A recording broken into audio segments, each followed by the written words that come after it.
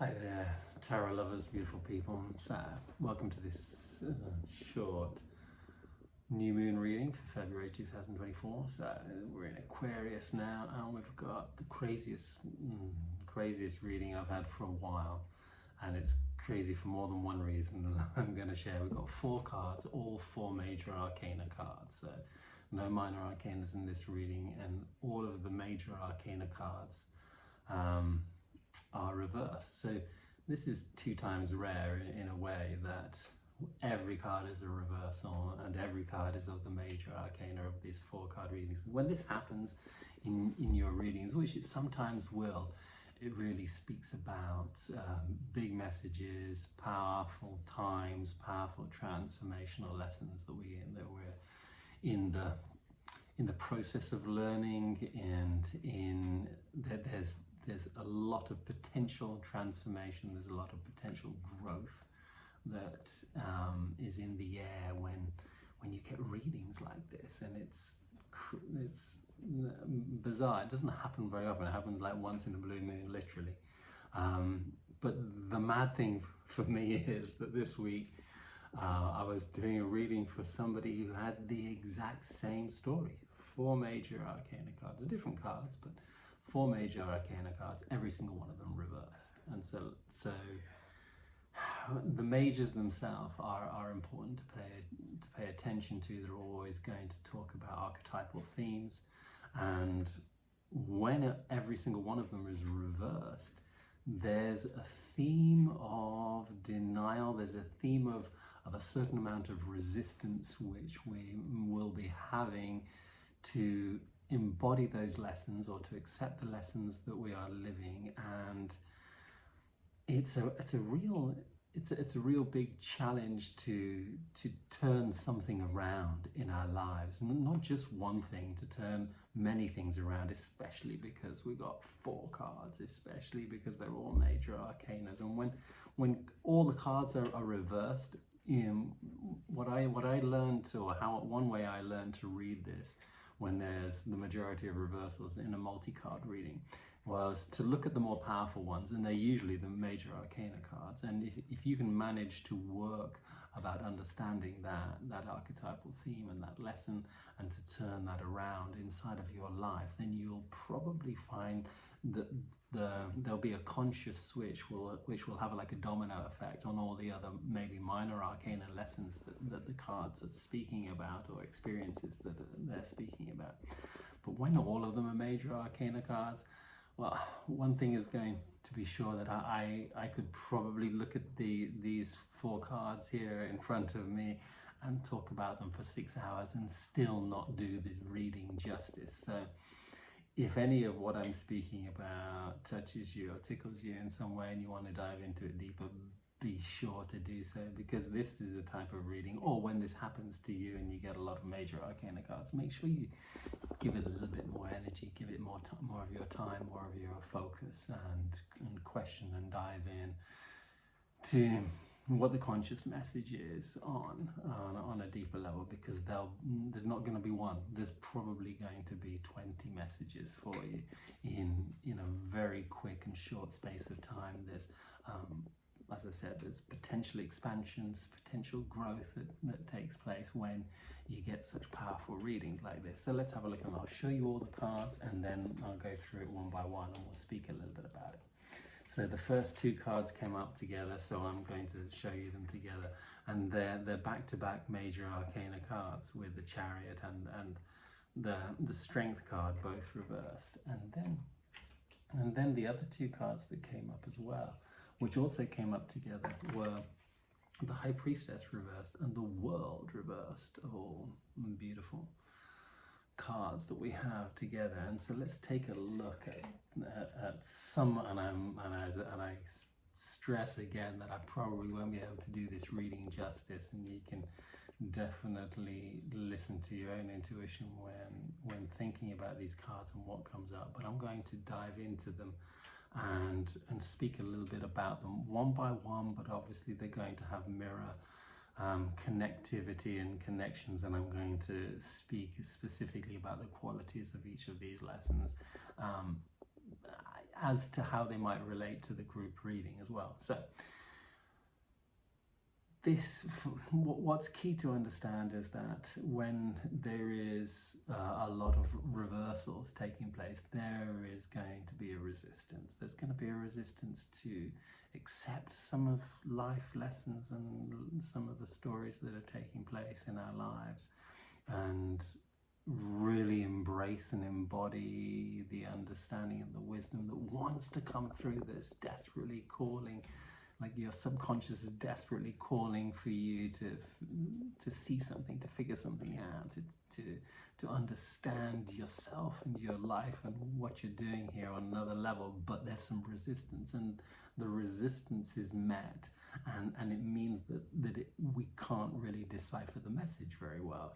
And the resistance are the automatic programs that we have, and you know, those some of the behavioral patterns and habits that we have in our lives that have become part of our way of acting and interacting with life, and have become the programs which block our growth and block our expansion of consciousness. So if we were to start, let's take a look, and the first one, just because it came up like this, we're gonna, instead of going from the Chariot to the Strength, we're gonna start off with the Strength card, and let's look at some of the fears that are related to all of these cards first of all, because fear is going to be one of the key stories that create the blockages in our lives. And so the fears that relate to this Strength are the fear of that lion inside of us, fear of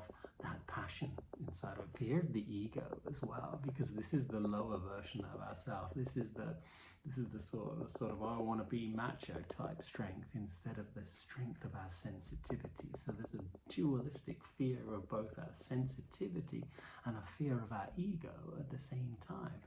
There's a fear of being oversensitive, and we'll deny ourselves a little bit of our sensitivity because maybe ego has dominated, or that passionate, fiery, kind of more masculine version of physical strength has dominated sensitivity inside of our life, and we might have a trauma or two related to this, and so it's very easy to deny the real power of our own sensitivity. And yeah, and in this reversal, it's key to understand that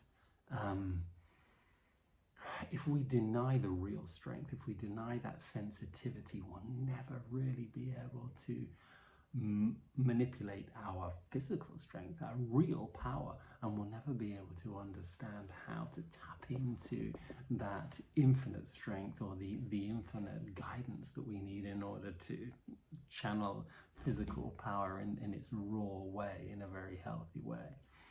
And the Chariot's fear are all about the fear of movement, and the fear that we won't be able to handle the movement that we're going to be creating in our life. And there's the fear of the choices that we'll make, and whether we'll make the right one or the wrong one, or the good or the bad choices. And sometimes this fear of choice, or this fear of making the wrong choice, makes us not make any choice at all. And so we'll find ourselves afraid a lot of the time, and instead of going and moving in the right direction, or daring to go in the right direction, we'll be too afraid to actually move our asses and get off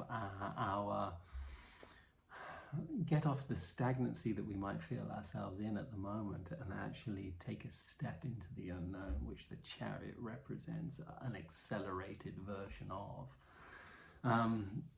This again is relatable, or it's mirrored once again, and the mirror becomes, you know, the mirror of the black and white here as well. We'll see, you know, the black and white tower here, the black and white sphinx here, and there's a fear in this duality story with both of these cards, with the two being the High Priestess and the Chariot. And part of that fear is the fear of in the high priestess, the fear of being wrong, the fear of not making again the right choices, the fear of having the knowledge and having the wisdom within, but not being able to translate that well, and not being able to follow your intuition in a healthy way, or not even, not trusting that you know what your intuition is. And so because we've made some dodgy choices in the past that we might have thought were the right ones, we don't trust that inner knowledge and that inner wisdom inside of us, and it makes it very difficult for us to embody the lessons of the high priestess when we're afraid to make mistakes, and when we're afraid to be, and because those mistakes will have created some form of rejection in our lives. And so there's a fear of rejection in the high priestess. There's a fear of being ignored as well, because when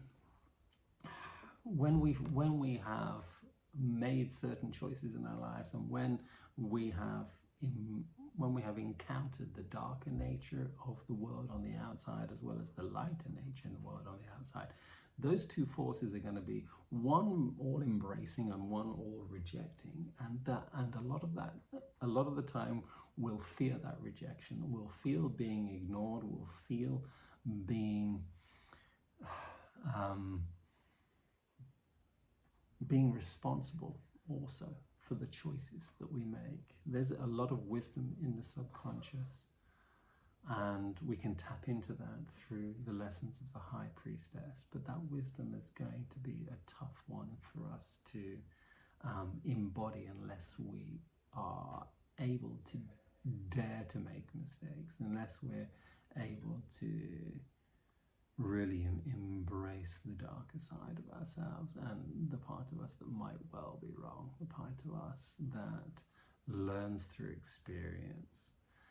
And the world has many different fears, but one of the fears of this world is the fear of nakedness, the fear of being seen, the fear of being seen naked by everybody. Ooh, now that's a big one that might be in some of our nightmares of life. But it's the fear of being seen and the fear of being held accountable to what we create and what we manifest. So the world is all about manifestation and our ability to, or our power that we've learned to embody, that helps us create an amazing and unlimited, very unlimited potential, and bring that potential into reality. Now there's a huge responsibility that comes hand in hand with that capability, or with that knowledge that we can do anything, that we can bring anything into our life. And with that comes just that need to feel responsible for our actions, which is part of the fear that comes up in the world, and it's part of the fear that comes up in this reading. So we've got all these major arcana cards which are talking about embodying this strength, this real strength of our sensitivity. How can I allow my sensitivity to be the strongest part in my life? How can I say yes to it? How can I say yes to that sensitive part of myself that taps me into and connects me to the divine, to the infinite here, and is the real true power? And how can I dare to be sensitive, and I dare to allow my sensitivity to be at the forefront of my life, so that I can feel the real the essence of who I am, and the connection that sensitivity allows me to have to the light, to spirit, and how that can then be channeled through as the strength of action. And it will allow us, this sensitivity, once we feel comfortable with it, allows us to dare to be passionate about something, and to dare to go for it. And not to be afraid of our ego, not to be afraid of this crazy lion desire that we have, that wants this and wants that. And part of part of that, the fear of the strength card, is a fear of our own ego, which may have, caused us some problems in the past. It may have caused us to slip up and to make the wrong choices in the past. And so we're naturally going to be afraid of that. And it may have manifested in the outside world as some external force in other people around us that has definitely manipulated the world, or manipulated our world in an ugly way, in a hurtful way, in a painful way, one that we'll feel has dominated our own sensitivity. If that's the case, then we need to bring our sensitivity out to dominate our ego, to not in an overpowering, struggling and fighting type of way. It's not a fight. This domination is not a fight. It's just a recognition that this is where the true power lies. This is where the true creativity lies. And unless we learn to be truly okay with it, and truly okay with our ability to feel that connectedness between ourselves and the world around us, and feel that, and allow our sensitivity to reach out and touch life around us, and feel confident in that, and feel strong enough in our boundaries and strong enough in ourselves to know that we can do that safely, then it's going to be a tricky story to actually dare to get passionate about anything, and dare to have a desire, and dare to have a need, and dare to let that fire flow. And this is what stops us from moving. This is what actually, it makes us afraid to take risks, and afraid to be really decisive, and just to go, hey, well, we might not know the exact way, but we know kind of the way. Let's just head out and see what happens. Yeah, but, and we'll get all indecisive a lot of the time, and we'll feel quite stagnant a lot of the time, and we'll even make flaccid choices, and flaccid, like, limp choices in life that keep us safe and keep us maybe in the same old dynamic, of that will feel a little bit stuck, or feel like we're going round in circles. But at least we're not taking those risks. We're not jumping out of a known space. We're not challenging our feelings of safety, and yet the chariot and the strength together are asking us to challenge our feelings of safety.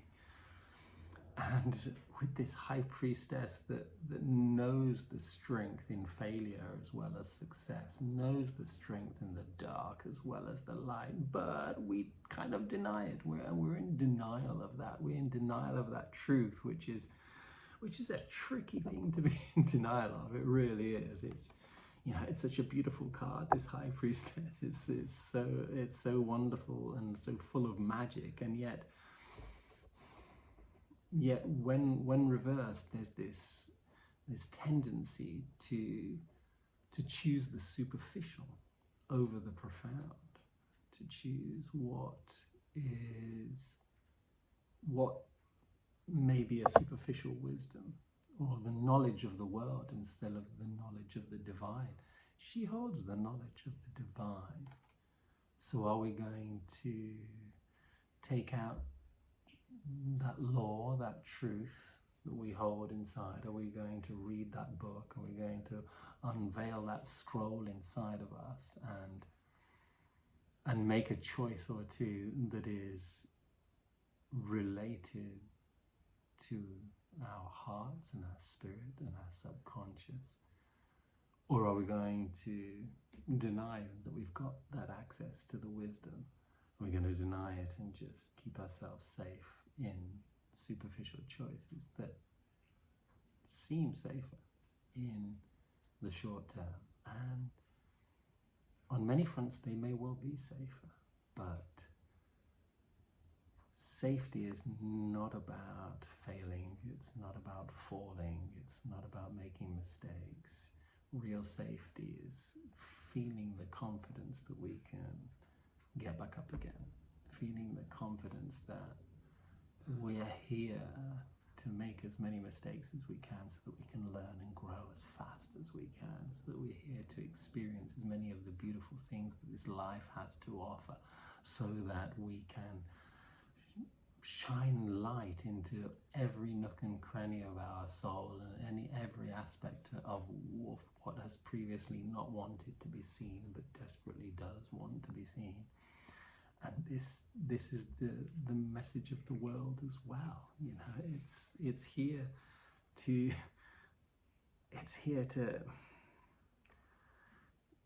share and to teach us and to ask us, hey, how am I hiding? How am I hiding my true self? How am I resisting just stepping it up, stepping out, daring to be the creative power that I am? How am I scared of? How am I telling myself I'm really fragile when I could be telling myself I'm really powerful? What are the ways that I'm self-sabotaging my creativity and persuading myself to hide and not be seen, when in reality I'm desperately in need of seeing myself and showing that self to the world in some sort of vulnerable way, in some sort of open way?